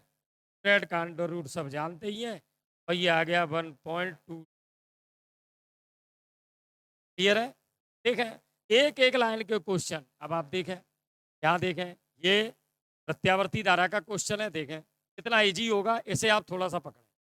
आर दे रखा है, एक्सएल दे रखा है, एक्सी दे रखा है, प्रतिबाधा निकालनी है जेड। मुझे आप बता सकते हैं ये कौन सा परिपथ है? समझ गए, एलसीआर। और एलसीआर में जब जेड निकलती है तो वो कितनी होती है, √r² प्लस या तो एक्सएल माइनस एक्सी या एक्सी माइनस एक्स। आपको दिख रहा होगा एक्सएल और एक्सी इक्वल हैं, मतलब हमें ये भी पता चल गया ये अनुनादी स्थिति है। क्लियर है ना? जेड मिनिमम आती है इस समय, ये जीरो हो जाएगा, जेड इक्वल टू हो गया आर। देखें क्वेश्चन रह गया छोटा सा, आर हो गया 10। ठीक है, क्वेश्चन 2 2 लाइन के हैं। न्यूमेरिकल तो आप लोग कहीं भी बिल्कुल नहीं झिझकें, बिल्कुल कॉन्फिडेंस रखें, कोई भी क्वेश्चन लें। ये देखें, देखें किस तरह का चित्र है, मीटर सेतु का। हमको पता है सीधा सीधा हम लिखते हैं P/Q, क्योंकि व्हीटस्टोन ब्रिज पर आधारित है क्वेश्चन। P देखें कितना, तो हमें दिख गया 40 है। ये क्योंकि 1 मीटर का तार होता है 60 है, 100 - L है। ये 4 है, ये मुझे निकालना है। क्वेश्चन में देखा कहाँ रह गया कुछ। पी की वैल्यू 40 सेमी, क्यू की वैल्यू 60 सेमी, आर मुझे पता है 4 ओम, एस मुझे निकालना है, निकाल दो। क्वेश्चन हो चुका है। एस इक्वल टू ये हो गया 60/40 इंटू, आंसर आ चुका है कितना, 6। Zero cancel, 4 cancel. ठीक है, ऐसा लग रहा है पता नहीं कितना बड़ा क्वेश्चन होगा, क्या होगा। अब आप देखें, सीधा सीधा फॉर्मूला है ऐसे। और भी देखें, चलें। ठीक है, कार्यफलन दे रखा है, इसकी भी मैं आपसे कह रहा था कि फोटो इलेक्ट्रिक इफेक्ट में ऐसे क्वेश्चन होंगे जहाँ न्यू की बात होगी, लैम्डा की बात होगी। ठीक है, कार्यफलन दे रखा है, आपको पता है कार्यफलन हम किससे लिख रहे थे, 3.31 इंटू 1.6 इंटू 10⁻⁻19 जूल। ये मेरे पास कार्यफलन दे रखा है। वो ये कह रहा है दहली आवृत्ति बताओ। कितना सरल क्वेश्चन हो सकता है ये आप कल्पना नहीं कर सकते, क्योंकि मुझे तो केवल सूत्र लिखना था, कार्यफलन का ये होता है। देखें कहाँ रह गया कुछ। जब मुझे दहली आवृत्ति न्यू नॉट निकालनी है, तो मुझे इस कार्यफलन में एच का भाग देना है। एच की वैल्यू मुझे पता है, एच की वैल्यू आप जानते हैं कितनी है। मैं फाइव नॉट की वैल्यू लिख रहा हूँ पहले यहाँ, 3.31, 1.6, 10⁻⁻19। एच की वैल्यू आपको पता है 6.62 और 10⁻⁻30। यह क्वेश्चन केवल अब आपको थोड़ी सी गणना करनी है, इसका इससे मल्टीप्लाई करना है, इससे डिवाइड करना है। कर ले, 16 का गुणा कर रहा हूँ, 16 एकम 16, 48 और 1 49, और 48 और 4 52। क्लियर है। यहाँ पर आ जाए 6.62, ये हो गया 10⁻⁻ कितना, 15। अब मैंने देखे मुझसे ये सचिन कह रहे हैं कि इसमें से आपको निकालना है कैलकुलेटर। क्यों निकालूं, आपकी भी तो प्रैक्टिस हो, गुणा की भाग की, क्योंकि वहां आपको कुछ नहीं मिलने वाला। तो आपको ये देखना पड़ेगा कि मुझे कितनी जल्दी गणना करनी है, गुणा भाग जोड़ बाकी जो भी है करें। भाग दें, अब मुझे 662 का भाग देना है 5296। पॉइंट बाद में लगा दे दूंगा। यहाँ पे आप देखें एक जीरो का ही तो चक्कर है, तो ये 10 की घात में कर देता हूँ 14। 662 का भाग दे दें अब सीधा सीधा 5296। क्लियर है।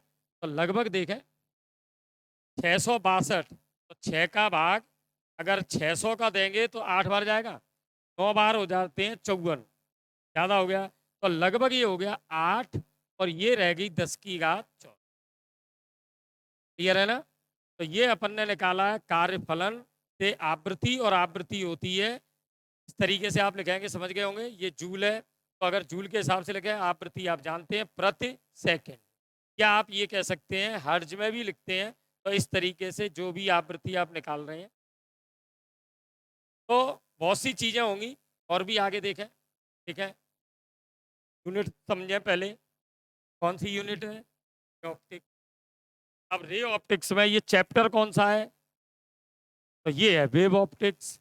देखें क्या दे रखा है, 60 डिग्री पर जब कोण पे आपतित होती है तो पूर्णतः ध्रुवित। इसका मतलब आप समझ गए होंगे, जो हमने ब्रूस्टर्स लॉ पढ़ा है। इस ब्रूस्टर्स लॉ में आप लोगों ने ये पढ़ा था कि जिस एंगल पर ये पूरी तरह से ध्रुवित हो जाता है, उसे हम कहते थे, उसमें एक स्पेशल एंगल था, ध्रुवण कोण, और वो दे रखा है उसने 60 डिग्री।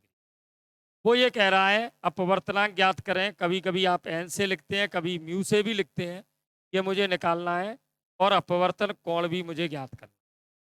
ठीक है, कितना सरल क्वेश्चन है। ब्रूस्टर्स लॉ बोले क्या, ब्रूस्टर्स लॉ है म्यू इक्वल टू 10 I। कितना सा लिखना था, 10 IP कितना है 60। 10/60 की वैल्यू आपको पता है √3, √3 का मान भी पता है 1.73। रह गया आर, आपको पता है ब्रूस्टर्स लॉ में IP और R दोनों एक दूसरे के लंबवत होते हैं। IP की वैल्यू 60 है, तो R रह गई 90 - 60, और आंसर आ गया 30। क्लियर है ना। तो आप ये मुझे बताएं कि कहाँ प्रॉब्लम कहाँ है, कोई सी भी यूनिट देखें, कोई से भी चैप्टर देखें, यहाँ देखें आप, एक 30 सेंटीमीटर फोकस दूरी का उत्तल लेंस, एक 20 सेंटीमीटर फोकस दूरी का अवतल लेंस, संयोजन कर दिया, हमें चाहिए फोकस दूरी। आप लोगों ने उसमें पढ़ा है कि जब भी संयोजन होता है उस समय फोकस दूरी के लिए हम क्या करते हैं, तो फोकस दूरी के लिए हम क्या करते हैं, 1/f इक्वल 1/f1 प्लस 1। अब F1 F2 कितना दे रखा है, इसे मैं यहाँ लिख, F1 दे रखा है उसने, उत्तल लेंस है 30 सेमी, अवतल लेंस है का मतलब -20 सेमी।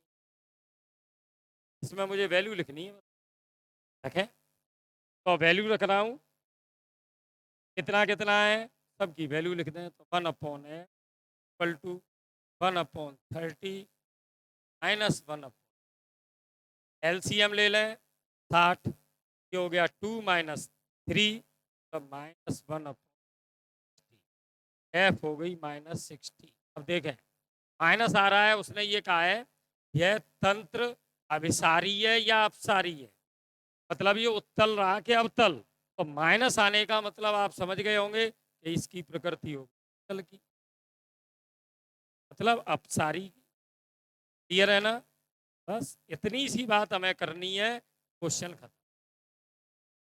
तो आप ये देखें कोई भी क्वेश्चन आप जो ले रहे हैं उसमें कहीं भी देखें एक ये क्वेश्चन आप विशेष देखें, क्योंकि ऐसा क्वेश्चन तो 100% आना ही है, बस थोड़ा सा इसे समझना है आपको।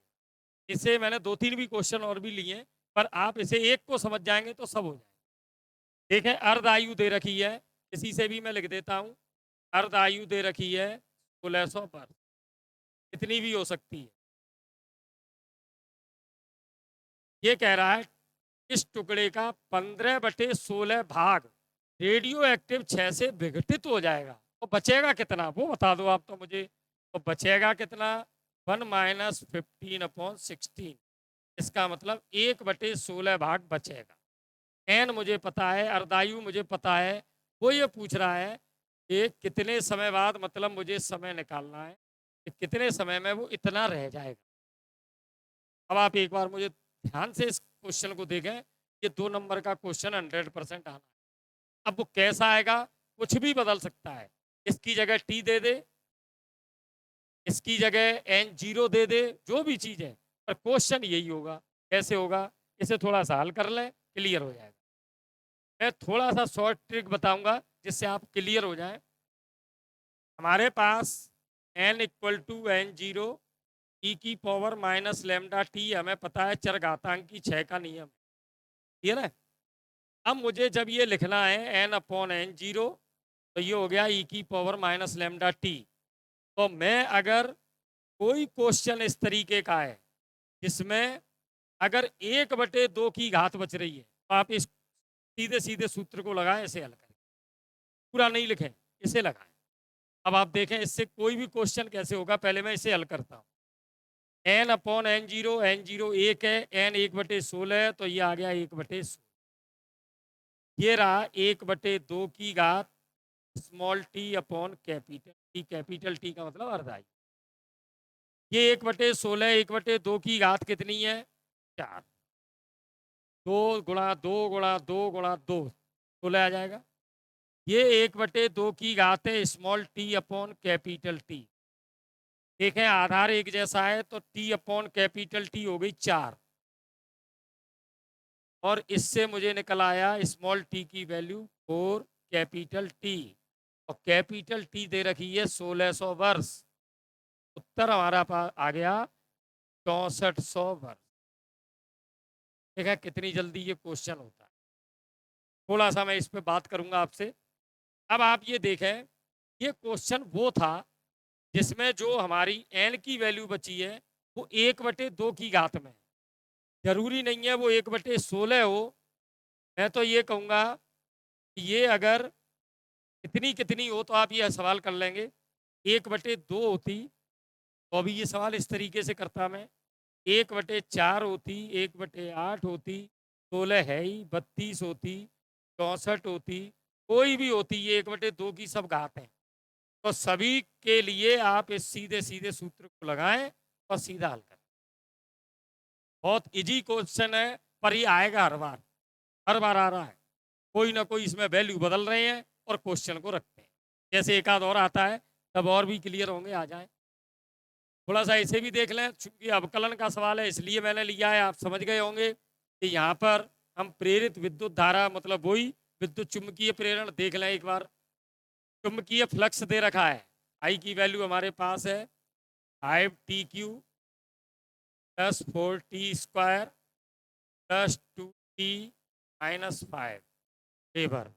वो ये कह रहा है t इक्वल टू 2 सेकेंड पर आई की वैल्यू बताएं। आर दे रखा है उसने 5। क्लियर है। अब मुझे ये पता है जो आई होता है वो होता है E/R। इसका मतलब मुझे ई चाहिए, ई चाहिए, ई निकाल। ई कैसे निकलेगा? आई दे रखा है, लगा दें सूत्र फैराडे का, लेंज का, जो भी आप लगाना चाहें। E equal to d∅/dt। N नहीं है, नहीं तो एन भी लिख देता। ठीक है, कर दें अवकलन, करें अवकलन। अवकलन कर रहे हैं 5t³ plus 4t² plus 2t-5। करें अवकलन, जो हो गया 15t², जो हो गया 8t, जो हो गया 2, ये हो गया 0।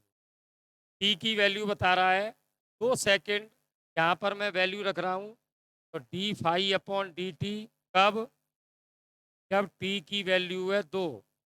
इसमें रख दें 15 इंटू 2 का स्क्वायर, 8 इंटू 2 प्लस 2, जो हो गया 16, 60 और 2। आप समझ गए होंगे 60 प्लस 16 प्लस 2, आंसर आ गया 7। यहाँ वैल्यू रख रहा हूँ 78/5। आंसर आ गया 15.6। आई मात्रक बोल दें एम। क्लियर है ना? बस इतना सा थोड़ा सा सवाल है। अब आप केवल ये अवकलन करना था मुझे। ठीक है, आगे चलें। ठीक है, धारामापी का प्रतिरोध दे रखा है, पूर्ण स्केल विक्षेप की धारा दे रखी है, 1 ओम का शंट प्रतिरोध दे रखा है, अधिकतम धारा पूछ रहा है। अधिकतम धारा कैसे निकलेगी आप समझ लें, कैसे निकलेगी। अब दे क्या क्या रखा है उसे एक बार लिख लें। ठीक है, जी की वैल्यू दे रखी है 99 ओम। पूर्ण स्केल विक्षेप धारा अपन लिखते हैं आई जी से, दे रखी है 1 मिली एम्पियर। टी को अपन जानते हैं 10⁻³ एम्पियर। 1 ओम ये शंट प्रतिरोध है, एस की वैल्यू दे रखी है 1 ओम। मैं चाहिए धारा मापी द्वारा मापी जाने वाली अधिकतम धारा, मतलब मुझे निकालनी है आई। अब मुझे बताएं, थोड़ा सा थ्योरेटिकल बात कर लो, आप समझ जाओगे कैसे होती है। चलें कैसे करते हैं। मैं ये पता है ये गैल्वेनोमीटर होता है और इसके समांतर क्रम में मैं शंट प्रतिरोध जोड़ता हूँ। ये पूरी चीज ये व्यवस्था बनती है, इसे ही कहते हैं। यहाँ से धारा चलती है आई, इसमें जा रही है मान लो आई जी, तो यहाँ रह जाती है I-IG, ये होता है एस। क्लियर है? क्या आप क्या है। अब आप इसके सिरों पर विभवांतर लिखो, यहाँ लिखो। इसके सिरों पर हो गया आई जी इंटू कैपिटल जी, यहाँ हो गया I-IG इंटू एस। ये निकालना क्या है आई की वैल्यू, तो ये आई जी कॉमन, जी प्लस एस, ये हो गया आई इंटू एस। मुझे आई निकालना था, सूत्र बोल दें पर जी प्लस एस, नीचे एस इंटू आई। अब देखें आपके पास सब वैल्यू है क्या नहीं। आई जी है, एस है और जी है, इसमें केवल मुझे मान रखना। 399 प्लस 1 100, ये हो गया आपका 1, 100/1 इंटू 10⁻³ अब यहाँ आ गया 100 इंटू 10⁻³ मतलब 10⁻⁻1, इसका मतलब 0.1 एम्पियर। देखें कैलकुलेशन मैंने आपसे पहले ही कहा है बहुत छोटी छोटी होती हैं, बहुत बड़ी बड़ी नहीं होंगी। हाँ, नाभिक वाले में कुछ बड़ी हो सकती थी पर वो भी बहुत सूक्ष्म में होंगी। अभी जैसे हमने नाभिक में भी किए थे। और भी देख लें एक आध क्वेश्चन। देखें, चुंबकीय आघूर्ण की गणना करनी है। चुंबकत्व वाले पाठ का है ये, तो चैप्टर भी आप समझ गए। डाल दें चुंबकीय आघूर्ण, किससे लिखते हैं आप? तो चुंबकीय आघूर्ण आप लिख रहे हैं एम से, ठीक है। एम डैश कर दो, एम कर दो, जो भी आप लिखना चाहें। क्या क्या दे रखा है? ध्रुव प्रबलता एम डैश से मैं लिख देता हूँ 40 एम्पियर मीटर। आगे चलें, प्रभावी लंबाई एल से लिख रहा हूँ 0.1 मीटर। हमें चाहिए चुंबकीय आघूर्ण, सीधा सीधा सूत्र, ध्रुव प्रबलता इंटू प्रभावी लंबाई, मल्टीप्लाई करना था, उत्तर आ गया 4 एम्पियर मीटर स्क्वायर। अब आप बताएं मुझे क्वेश्चन है कहाँ? छोटा सा क्वेश्चन होता है और अपन को ये लगता है कि पता नहीं क्या चीज़ है। केवल मुझे सूत्र में ये मान रखने थे। आगे ये देखें, फिर देखें रे ऑप्टिक्स में। अब आप कोई भी क्वेश्चन देखें कितना बड़ा दिखा है, कितना बड़ा ये भी चित्र भी बना है। थोड़ा सा ऐसा लग रहा है पता नहीं कितना टिपिकल होगा। देखते हैं। 3 सेंटीमीटर भुजा का ये वर्गाकार तार है, ये जो आपको दिख रहा है, क्लियर है। 10 सेंटीमीटर फोकस दूरी है इसकी, इसका मतलब ये जो एफ है ये मुझे पता चल गया -10। माइनस आप समझ गए होंगे क्योंकि एफ है वो साइड है, वस्तु की ओर है, तो यू और वी और एफ सभी माइनस है इस समय। वस्तु रखी हुई है 25 सेंटीमीटर की दूरी पर, तो यू भी हमारे पास -25 है। क्षेत्रफल निकालना है मुझे, और वो ये कह रहा है कि ये जो प्रतिबिंब बनेगा उसका क्षेत्रफल बताओ। इसका मतलब मुझे ये भुजा बतानी है, उस वर्ग की कितनी बड़ी बनेगी, एम की वैल्यू बतानी है। तो पहले तो आपको इससे ये बताना पड़ेगा कि बी कितना है, और बी के लिए आपको ये दिख रहा है कि हमारे पास जो दर्पण सूत्र है 1/v + 1/u = 1/, इससे मैं निकालूंगा बी। क्लियर है? तो आपके पास है, एफ आपके पास है, बी निकल आएगी। ठीक है। अब मैं लगाऊंगा आवर्धन क्षमता का सूत्र, और आवर्धन क्षमता होती है V/U।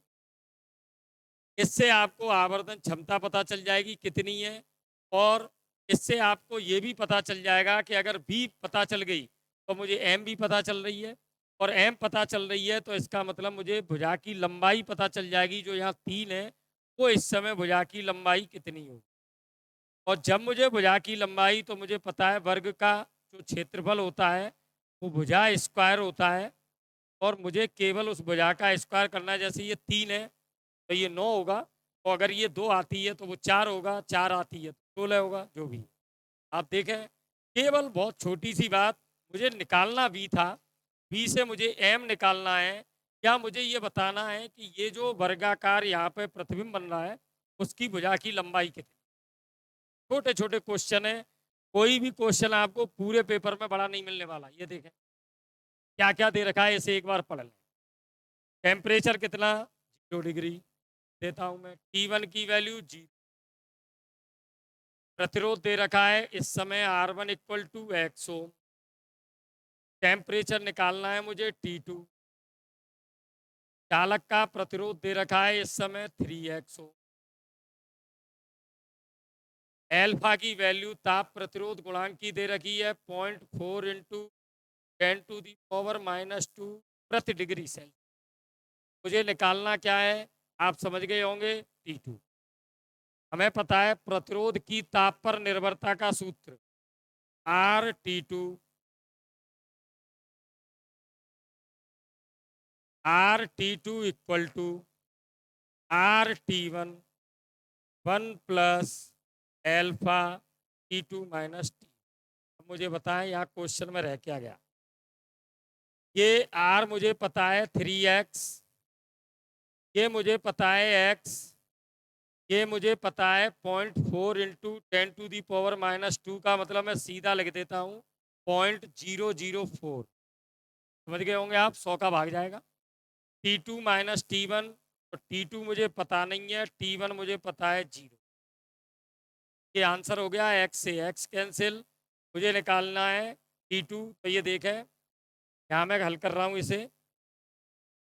ठीक है, ये रह गया 3 इक्वल टू 1 प्लस 0.004 T2। 1 को साइड में ट्रांसफर करें, 2 equal to 0.004 T2 equal to 2 upon 0.004 और आंसर आपका आ गया है, ये हो गए 2000, 4 से भाग दे दें, क्योंकि ये 0 डिग्री सेल्सियस था। आप समझ गए होंगे, सीधा क्वेश्चन है, केवल मुझे ये फॉर्मूला पता था और मैंने इसमें अल्फा की, T1 की, RT1, RT2, क्लियर है। तो मैं समझता हूँ कि अब ये सब क्वेश्चन आप लोग बहुत अच्छी तरह से कर देंगे। एक और मैं पहली यूनिट से क्वेश्चन ले रहा हूँ और जल्दी जल्दी अब आप केवल 2 मिनट के लिए इसे और देख लें। आवेश दे रखा है आपको 10⁻⁻⁹ कूलाम। आगे आप देखें, आर की वैल्यू दे रखी है, स्मॉल आर, कैपिटल आर, जो भी लिखें, 1 मीटर।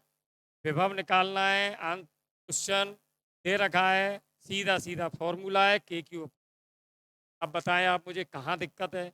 ए की वैल्यू आपको पता है 9 × 10⁻⁹ क्यू आपको पता चल गया 10⁻⁻⁹ आर आपको पता चल गया 1। क्वेश्चन का आंसर आ गया 9। तो आप बताएं, ये देखें, 1 नंबर का क्वेश्चन है, वो 1 नंबर, 1 लाइन का, कोई 1 का है, कोई 1.5 का है, कोई 2 का है, जो भी दिख रहा है। ये क्वेश्चन भी 100% इस बार आएगा, हर बार ही आ रहा है, इस बार क्या। ठीक है, ये कह रहा है कि ये जो हमारे पास प्रतिरोध है वो है 22 × 10⁵ ओम और प्लस माइनस लगा है 5%। जरूरी नहीं है यही क्वेश्चन हो, ऐसा कोई भी होगा। अब आप समझ गए होंगे कि ये जो हमारे कलर होते हैं, ये आगे के 3, ये हमारे पास एक फॉर्मूला होता है जिसे हम ये कहते हैं, कोई भी नाम कई तरीके से आप लोग बोलते होंगे अपनी अपनी जगह पर। जैसे मैं बोलता हूँ इसे B B Roy, get by chance, very good worker, get by chance very good worker. Clear है। अब आप देखें, यहाँ से नंबर डालें 0 1 2 3 4 5 6 7 8 9। इसके बाद होते हैं 3, गोल्डन, सिल्वर और कलरलेस। ये 3 हो गए। इनके आप जो एरर देते हैं, वो एरर देते हैं इसमें ±5%, इसमें ±10% और इसमें ±15%, 20। अब आप मुझे बताएं, ये यहाँ पर 2 दे रखा है, निश्चित रूप से आप समझ गए होंगे कि यहाँ पर 2 है, इसका मतलब ये 2 रेड का है, और देखो रेड का है। आगे चलें, यहाँ पर 5 दे रखा है और ये 5 आपके पास किसका है, ग्रीन का है, तो देखें ये ग्रीन है। यहाँ पर 5% दे रखा है, तो 100% यहाँ पर ये गोल्डन होगा, ये गोल्डन भी है। अब वो ये पूछ रहा था ये कलर कौन सा है, ये, और यहाँ कलर पे लगा है 2। आप समझ गए कौन सा कलर है ये, तो 2 का मतलब, आप समझ गए होंगे। ये क्वेश्चन इस तरह से उल्टा भी हो सकता है, ये सभी कलर वो दे दे, सबके मान पूछ ले। इसमें मान दिया, कलर पूछा, दोनों क्वेश्चन हो गए। मान देने पर कलर बताओ और कलर बताने पे मान बताओ। आप समझ गए होंगे किस तरीके से मुझे ये क्वेश्चन, और हर बार एक क्वेश्चन इस तरीके का, 1 नंबर, 1.5 नंबर, 2 नंबर। एक और देख लें, इसे मैं इसलिए दिखा रहा हूँ, अभी आपने मुझे, मैंने एक बात बताई थी, वो वाला फॉर्मूला आप लगाएं अपने आप। n/n0 1/2 की पावर t/t। ठीक है, कितने परसेंट बच रहा है, 6.25। 6.25 कितने में से, परसेंटेज मतलब 100 में से, इक्वल टू 1/2 t/t। इसे जब आप हल करेंगे, आप देख लें, बताएं मुझे 1/2 की घात आ रही है या नहीं। काटें, 6.25 का गुणा 2 से करते हैं 12.5, 12.5 का दुगना 25, 25 का दुगना 50, 50 का दुगना 100। आप समझ गए होंगे ये नीचे कितने आने वाला है, 6.25 का दुगना होता है 12.5, उसका दुगना 25, तो 4 दूनी 8 दूनी 16 क्वेश्चन हो चुका है, क्योंकि ये भी 1/2 की घात में आ चुका है। ये 1/2 की घात कितनी है? आपको पता पड़ गई 4, और ये हो गया t/t 1/2 की घात। तो मैं समझता हूँ कि आप लोग समझ गए होंगे। तो इस तरीके से आप लोगों को ये करना था। ठीक है, ये हो गया 1/2 की घात t/, 4 = t/t, और ये हो गया स्मॉल t = 4t। और आप देखें अर्ध आयु निकालनी थी तो कैपिटल टी हो गई t/4, और टी दे रखी है 6 घंटा, 6/4 मतलब 1.5 घंटा। ये आंसर। तो अब आप समझ गए होंगे कि किस तरीके से मैंने इतने कम समय में इतने जो किए हैं। तो आप देखें यहाँ पर भी ये कह रहा है कि इसमें ए और बी के बीच में तुल्य प्रतिरोध, यहाँ पर मैंने कोई बैटरी लगा दी, यहाँ से धारा चली आई। ठीक है, ये आई धारा 3 जगह बटेगी, प्रतिरोध समान है, ये हो गई I/3, I/3, I/, यहाँ पर ये हो गया IR, ये हो गया I/3R। इसका मतलब जो टोटल होगा वो I + I/3 into R। Clear है? ये हो गया IR + I/3 इंटू R, तो ये हो गया 4/3 इंटू R।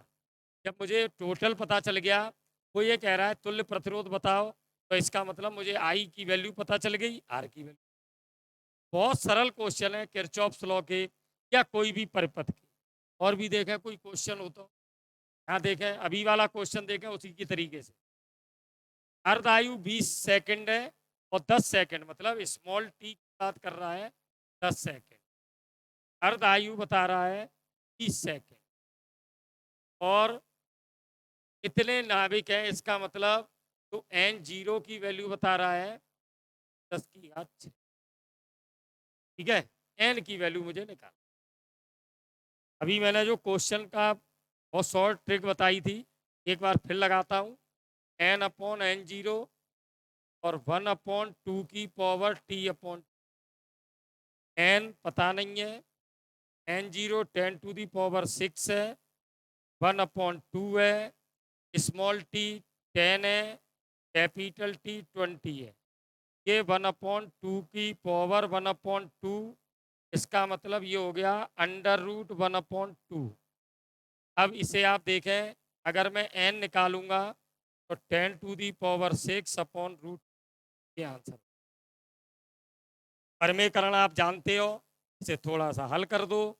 √2 से मल्टीप्लाई कर दिया, डिवाइड भी कर दिया, ये वैल्यू हो गई 1.414, तो से डिवाइड कर दो 10⁶। तो से डिवाइड करें, ये आपका आ गया 0.707 10⁶, या 7.07 इंटू 5। क्या दे रखा था? कितने नाभिक हैं? अब इतने नाभिक होंगे कितने सेकंड में? 10 सेकंड, क्योंकि 20 सेकंड में आधे होते और एक 10 सेकंड में रह जाएंगे इतने।